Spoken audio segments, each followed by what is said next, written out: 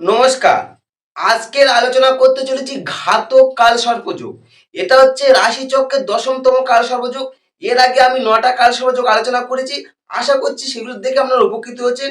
কোন ৯টা বিষয়ে আলোচনা করেছিলাম? সেটা হচ্ছে প্রথম হচ্ছে অনন্ত, দ্বিতীয় হচ্ছে কুলিক বা গুলিকা কালসর্পযোগ, ৩ নম্বর হচ্ছে বাসুকী কালসর্পযোগ, ৪ নম্বর হচ্ছে শঙ্খপাল কালসর্পযোগ, ৫ নম্বর হচ্ছে পদ্ম, ৬ নম্বর হচ্ছে মহাপদ্ম, ৭ নম্বর তক্ষক, ৮ নম্বর হচ্ছে কর্কট, ৯ নম্বর শঙ্খচূড়। আজকে আলোচনা করছি ১০তম কালসর্পযোগ হচ্ছে কি ঘাতক কালসর্পযোগ। এই যে ঘাতক কালসর্পযোগে আপনি কেন জন্মগ্রহণ করলেন সেটাও জানতে পারবেন। কেন স্পেসিফিক আপনি কি ভুল করেছেন পূর্বজন্মে, যার জন্য এই জন্মে আপনি ঘাতক কালসর্পযোগে জন্ম হচ্ছে। প্রথমত এই যে যোগের আপনি কি কি ফল পাচ্ছেন সেটা আলোচনা করবো। ২ নম্বর, ৩ নম্বর এই যোগটা আপনি কিভাবে পরিত্রাণ পাবেন সেটাও আলোচনা করবো। তাই ভিডিওটা কেউ দেখো, পুরো দেখো, দেখলে 100% বলছি উপকৃত হবেন। আর আমি একটা ছক অ্যানালাইজ করবো, প্রতিবারের মধ্যে একটা ছক অ্যানালাইজ করবো, একটা করে ছক অ্যানালাইজ করছি, এটাও একটা আলোচনা করবো। তাই অবশ্যই দেখো এই যে ঘাতক কালসর্পযোগ যে আপনার জন্মছকে আছে কিনা সেটাও জানতে পারবেন। আর ছকটা অ্যানালাইজ করলে আপনারা বুঝতে পারবেন যে এইরকম পজিশন হলে আমারও থাকতে পারে। তাই অবশ্যই ভিডিও দেখার জন্য অনুরোধ করছি। এবার এবার আমি বলি যে কালসর্পযোগ যে সব যে শুভত্ব বা সব অশুভ তা নয়। এর কিছু শুভত্ব আছে, কিছু অশুভত্ব আছে। শুভত্ব কি?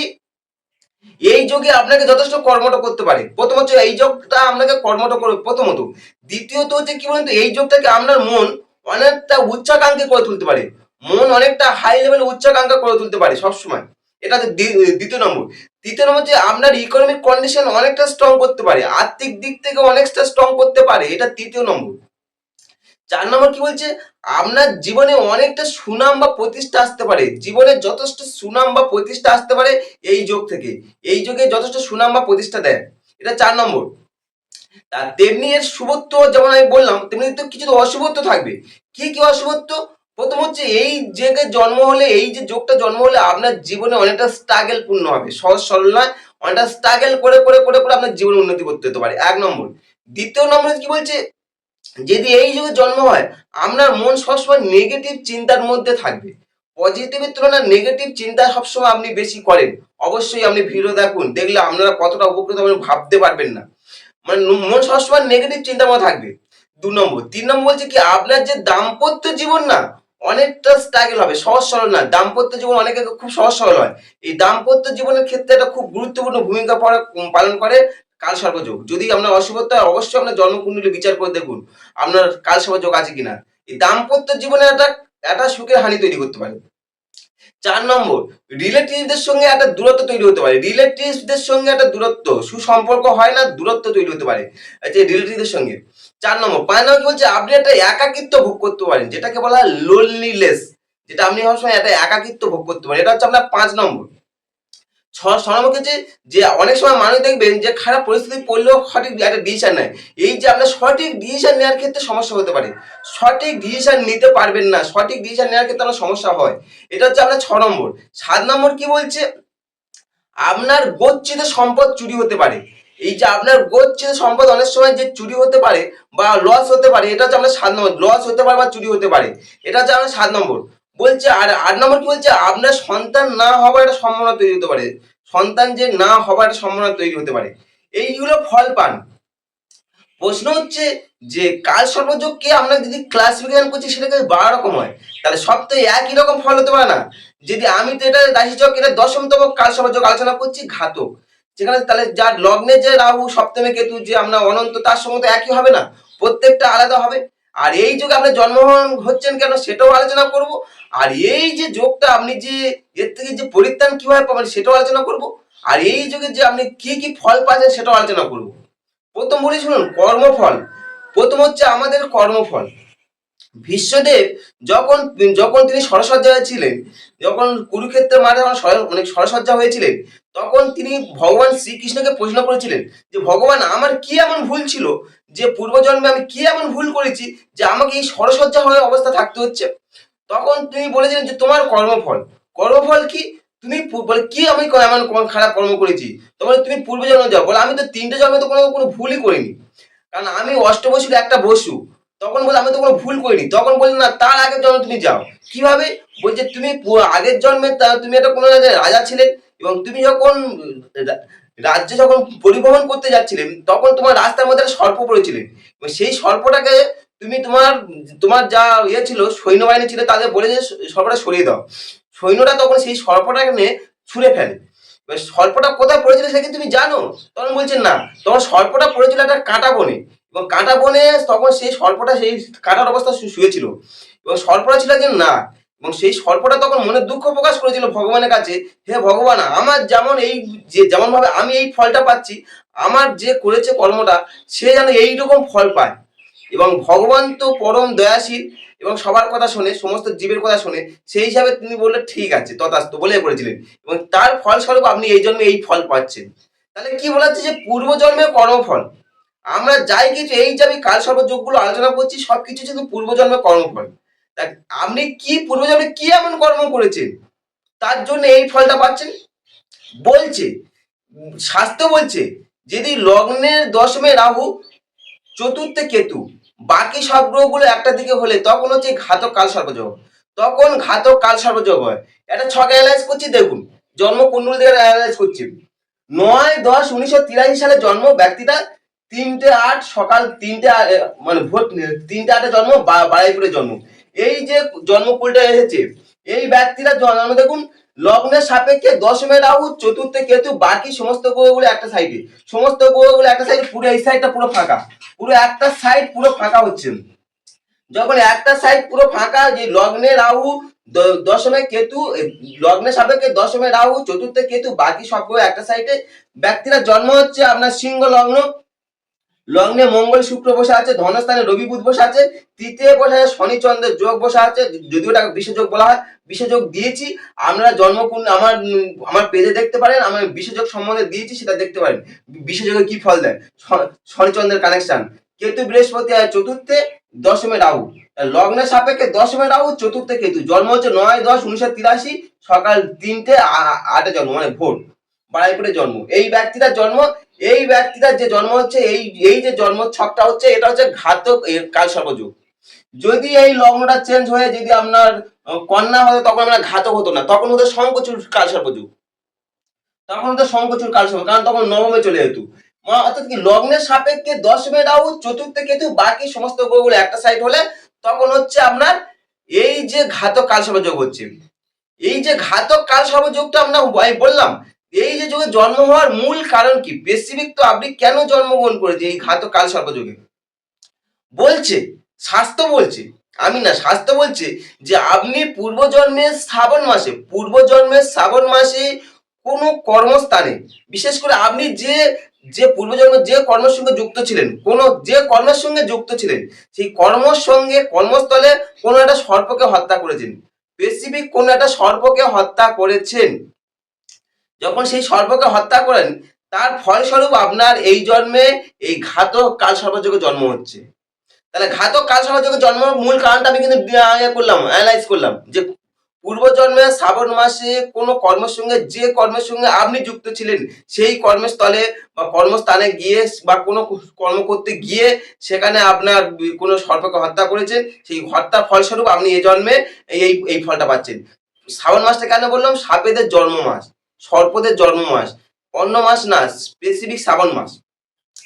এবার আমি আলোচনা করি যে আপনি গুগলে একটা সার্চ করুন, এই যে সর্পদের নিয়ে তো আমাদের ভিডিওটা চলছে, যে নাগের একটা ফুল ফর্ম দিচ্ছে ইউটিউব, মানে কি গুগল, যে নাগের একটা ফুল ফর্ম দিচ্ছে, নাগের ফুল ফর্ম দিচ্ছে কি NAAG, না, নাগের যে এই যে ইংলিশে একটা ফুল ফর্ম কি দিচ্ছে, এন থেকে বলছে কি, গুগল বলছে কি এন এর কি ফর্ম, বলছে you are think outside the box, you are think outside the box, kind of person, creative and original, you are strong wild with the opinion to match. এটা হচ্ছে এন এর full form দিচ্ছে, N এটা form, এর form দিচ্ছে you are your person, you are your person, natural leader, ambitious and free thinking.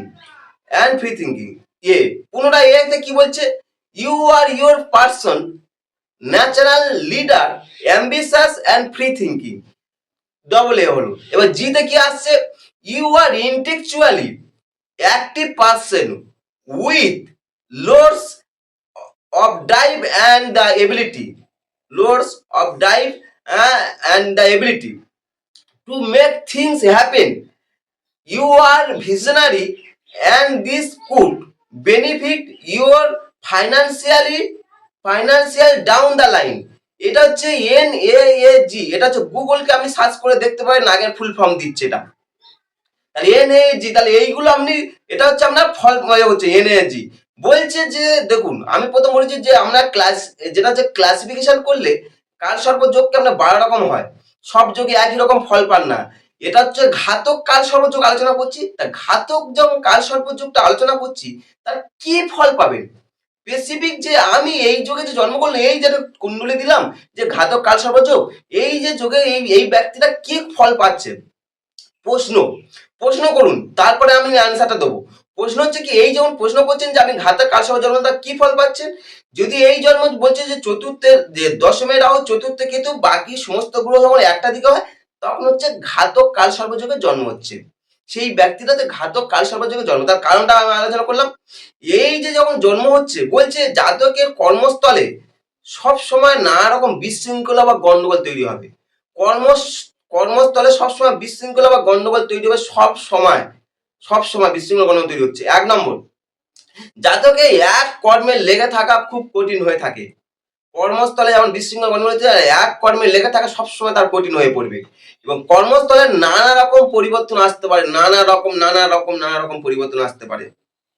এবং কর্মের ব্যাপারে অনেক সময় জাতকে ওঠাপড়ার মধ্যে দিয়ে তার জীবন অতিবাহিত হয়।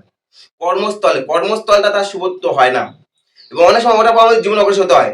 এবং জাতকের সাফল্য সহজে আসে না, অনেকটা বাধা বিঘ্ন করে দিয়ে তার জীবন অতিক্রান্ত হতে হয়, অনেকটা বাধা বিঘ্ন হতে হয়। এবং জাতক পূর্ণ সাফল্য লাভ কোনোদিন করতে পারবে না। কর্মস্থলে হোক আর যে স্থলে হোক, পূর্ণ সাফল্য লাভ করা খুব সমস্যা হয় জাতকের সময়।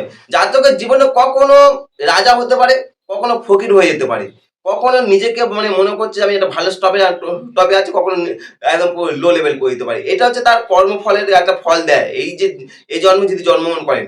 জাতকের জীবনে আইন মামলা নিয়ে আইনি ঝামেলা সবসময় থাকতে পারে, আইন আদালত বা ঝামেলা এই সবসময় জড়িয়ে পড়তে পারে। এই যুগে জন্ম হলে আইন আদালতে সবসময় জড়িয়ে পড়তে পারে। জাতক সামাজিক ও পারিবারিক জীবনে মান সম্মান খুব কম পাবে, মান সম্মান সহজ খুব বেশি পাবে না জাতক, সেই সামাজিক মান সম্মান জীবন খুব কম পাবে। জাতকের জীবনে একবার হলেও সে পরগৃহে বসবাস করতে হতে পারে এবং করবে, সে একবার হলেও জীবনে সে পরগৃহে বসবাস করবে। জাতকের জীবনে নিঃসঙ্গতা বা একাকিত্বতা খুব প্রবল আসবে। এই যে একাকিত্ব বা নিঃসঙ্গতা, এই নিঃসঙ্গ বা একাকিত্ব জীবন বিশেষ করে শেষ জীবনে বেশিরভাগ কাটাতে হতে পারে, শেষ জীবনে নিঃসঙ্গ এবং একাকিত্ব জীবন কাটাতে হতে পারে। এইটা হচ্ছে এই ফল পেতে পারেন। এটা হচ্ছে আপনার ঘাতক কালসর্প যোগে কি ফল পাবেন সেটা আলোচনা করলাম। প্রশ্ন হচ্ছে যে আমি তো এই যে ঘাতক কালসর্প যোগে জন্ম হলো, তাহলে আমি এর থেকে কিভাবে পরিত্রাণ পাবো? পরিত্রাণ বলছে আদিদেব মহাদেব, মহাকালও বলা হয়, শিবকে মহাকালও বলা হয়।